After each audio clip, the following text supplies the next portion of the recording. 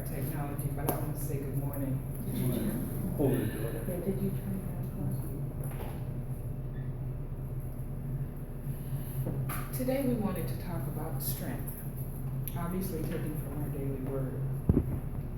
Now, one of the things about the word strength, and one of the things about words in general, is that we use different words to mean the same thing, and we mean different things by the same word.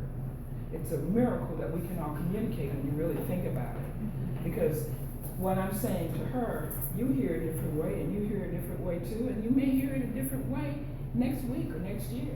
Same words, but you've changed. We hear through the lens of who and what we are. So when you say it's hot, to me, that's over 80. For some people, that's over 100. For some people, that's 20, if you live in Alaska.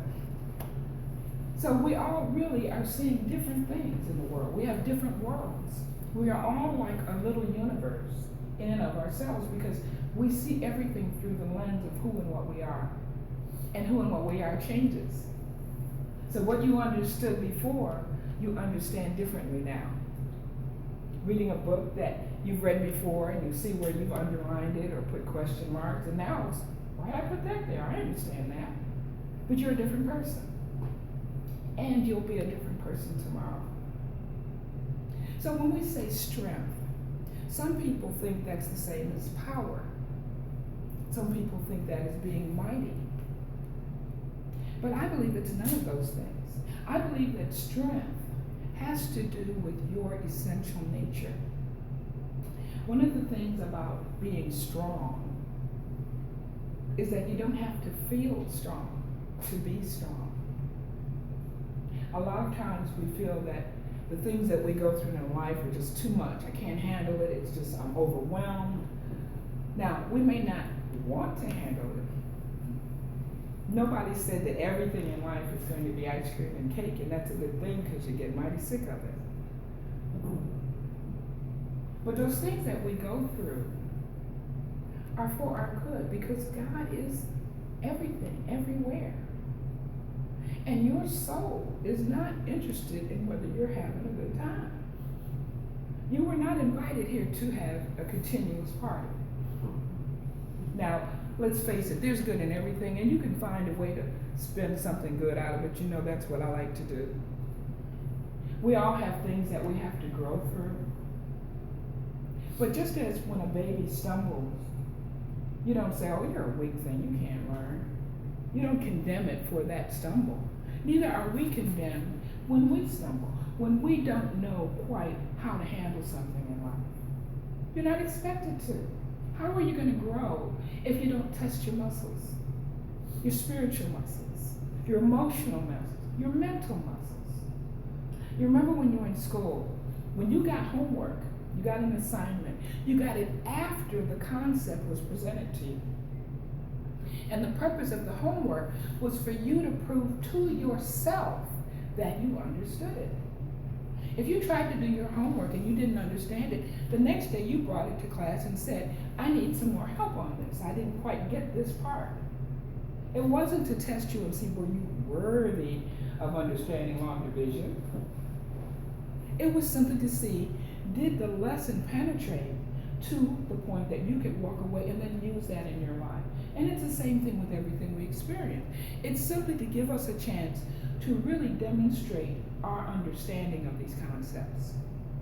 So if what I'm working on is patience, I'll get lots of opportunities where I'll have to be patient so I can get my patience muscle stronger. If I think I understand it and I never have to be patient again, just like any other muscle, I might forget how to really tap into that in an instant. I might not develop that quality the way that I could. So a lot of times, the things that we're going through are to prove to ourselves, not to be judged, not to meet a certain standard, but so that we can get stronger in our own understanding. I may not know that I need to work on my patience until I get impatient. There's a story of the monk that's on a mountaintop and he's been there for years and all that, and he finally gets enlightened and he's so excited and overjoyed and he runs down to the village to proclaim the good news, and somebody jostles him on the street. This idiot, I'm trying to get to this temple, I gotta show this. And then he realized he wasn't enlightened because he would never react that way. He thought he was there, but until he got his apple cart upset, he didn't realize that, no, you got a little bucket. You don't have the whole thing. And sometimes it's like that. But remember, you got your bucket. You're not without. You might just have one of those apples. You may not have the whole orchard. But didn't that orchard come from the seed that was in an apple? So in that one apple, you can grow your whole orchard. You just have to plant it. You have to put it into the soil of your being, and let it blossom and get roots. And sometimes in this world, that takes time. That's why we've got time, space, because it helps us to manifest, to draw out of ourselves that good and develop it. Now, a lot of times we run into things that we cannot control. I can't control the fact that Louisiana is really hot to me. But I can control my reaction to it. I can decide that I'm going to bitch and moan and complain and fan myself and make it real obvious that I don't like this. I can put my mind on things that matter. I can wear something that's kind of cool and drink a lot of water, which my body wants, right? I can do the other things that are nourishing to me as a being and put my energy, my power, on dealing with the things that are important in my world. The same thing with our challenges. Remember, your soul is here for your good, for your development. And because you are immersed in a universe of love, a universe of order, you're never just out there swinging in the wind. You're never alone. You're never experiencing something that is just a random thing in your life. There's a reason why we go through the things we go. But remember, you're going through it because of a universe of love, a universe of order. So even though we may not like it, and remember, liking is a decision, happiness is a decision. You're in control of your happiness. You decide to be happy and joyful. Circumstances don't do that. Everything we go through, we know is of God, from God, based in God, and for our good. These bodies experience pain as a feedback mechanism. It's not a punishment. The same thing with our spirit. The things that we say are painful, are difficult, is because we have an attachment to things being a certain way. It's good to be healthy. It's good to eat good food. But if you have food that isn't really good, it still can nourish your body. It's not good to your taste, but your body gets the good out of it. Same thing with your soul and your spirit. When we go through things that are uncomfortable, not what we'd like, irritating, frustrating, whatever word you want to use, on some level, the you of you knows how to use that. The you of you knows how to get the good out of it. We've had many examples of that, and I know that you know what I'm saying. We can choose to be peaceful at any moment. That doesn't mean that you say, yay, give me some more. But it's just like when you're in school. If you've got a lesson to learn and you didn't do your homework, when you get to school the next day and they take it to a higher level, you're going to struggle a little bit because things are built on an understanding. So if I didn't do my work to learn to be patient, and something else comes where that patience would underscore and give me another lesson, then I might struggle some because I didn't do that which I was supposed to do. Now sometimes we can learn things by looking at other people. That's the joy of being, I'm a baby. So I could look at what my sister did and I didn't have to learn that lesson that way. I looked at the results of what she did and I said, okay, I'm not going to do that. But then I have my own lessons to learn. I can learn from others, but the lessons that I need for my particular being come to me in a particular way. And we can't look at each other and say, oh, well, she's learning this. They're getting a lesson in that. Because we can't judge anyone else's experience. We interpret that through this universe that we are, this lens of being. So what looks like punishment to me may be someone else's joy. What looks like it's irritating and agitating to me may be somebody else's playground. So we can't judge for anyone else. We only know what's interior, what's with us. Now, some people say that God will never give you more than you can handle. And I say that we have a part in choosing what we're going to experience. Your soul is more than just what we are conscious of in our daily life. Your soul knows what you need at a deep level. And that's why we learn the same lesson in different ways. Because the universe, the order of the universe, conspires to bring everything that you need to you in the proper time and manner. Sometimes we feel like we have more than we can bear. But I guarantee you, you are alive with the life of God. What's too much for God? No such thing. Couldn't be. And if you rely on the God wisdom within you, which is your essence, you can handle anything. You could find yourself, your consciousness, waking up tomorrow as the emperor of the world and you know how to handle it. Seriously. If you find your consciousness there, you have within you that which you need. Now sometimes we are living from the personality. And the person of me doesn't necessarily know how to, I want this, I want this, I want this, and I want that to happen. I don't necessarily know how to do that. I don't know how to manipulate time and space and the things that have to happen in Iran and Canada and Mexico to make all those things come together. I don't know how to do that consciously. But the God that is running my life, the God of the universe that is individualized in each of us, knows how to bring to you your particular good. May not come the way you expect it, and in fact, usually it doesn't. That keeps life interesting, you don't want to get too bored. So the things that gonna make you smile, gonna make you pay attention, comes that way. It might come to me and I wouldn't even pay attention to it. It'll go right by me. So my 2x4 hits me on the spot that needs to be hit. You know, that spot may not need to be tickled for you. That's why our lives are so different. That's why the way we see things is so different. And that's also why we have so many different personalities, because we share and teach each other. When I get a realization that you've gotten, that helps me see everything in my life differently. That's why we share. That's what this is about. Now, the things that we go through that seem the hardest often have to do with our emotions. And we know that our emotions are a feedback mechanism. They are not you. They're simply a mechanism. They're a tool. You are more than your emotions. You are more than your thoughts and feelings. You are more than your circumstances. All those things comprise your personality, but you are more than your personality.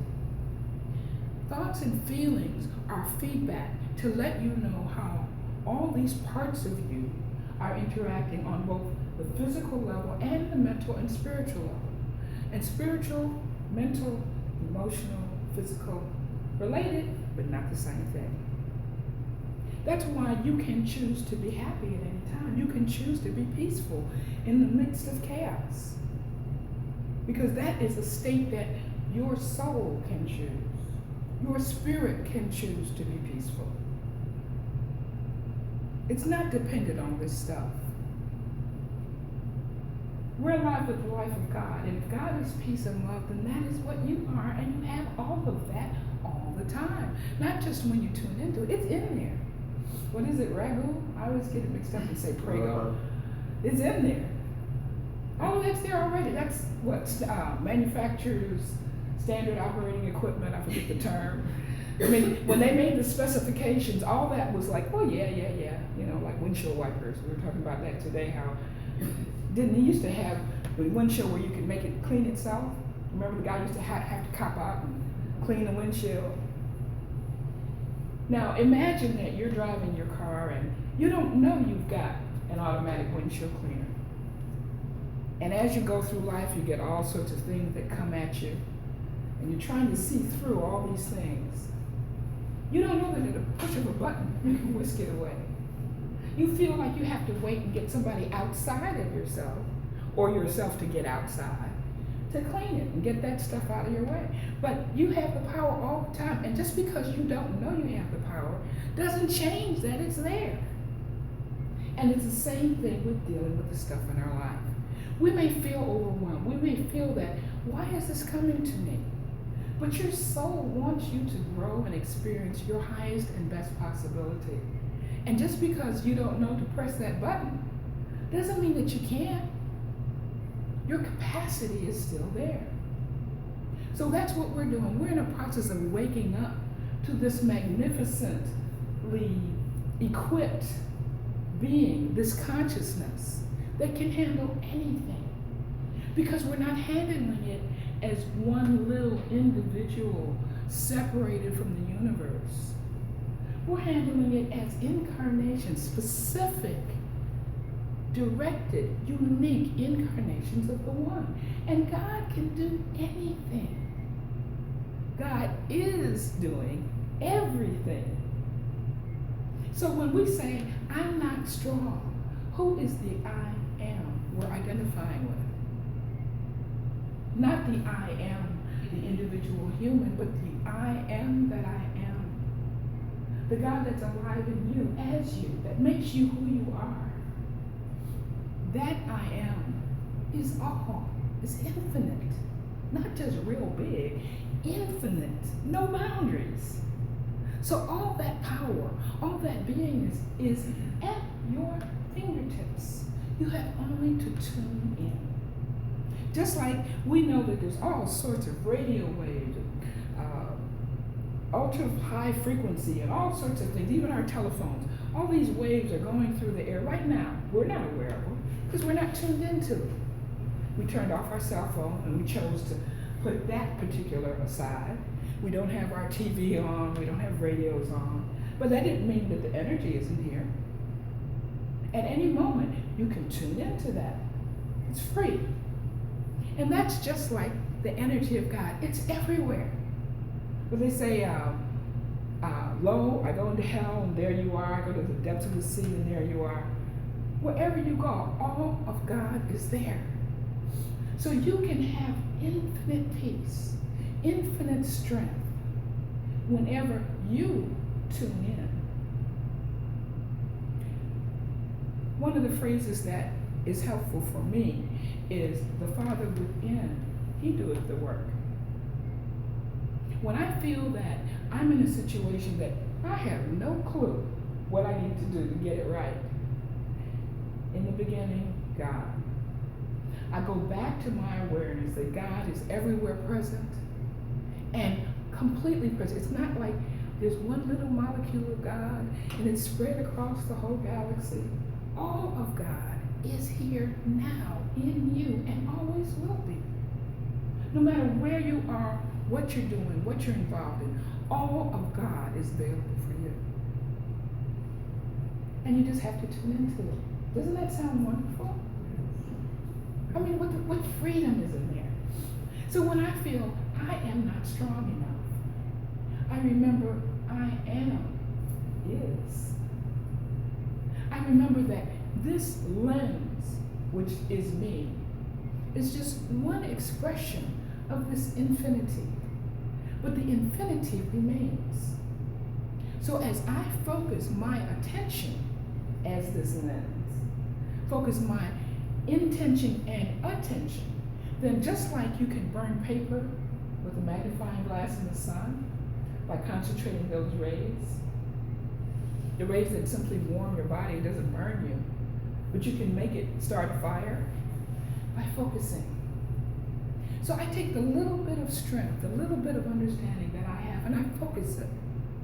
I take whatever grain of understanding I have and focus it, knowing that the vast, the infinite I am is what gives that power, is what informs that.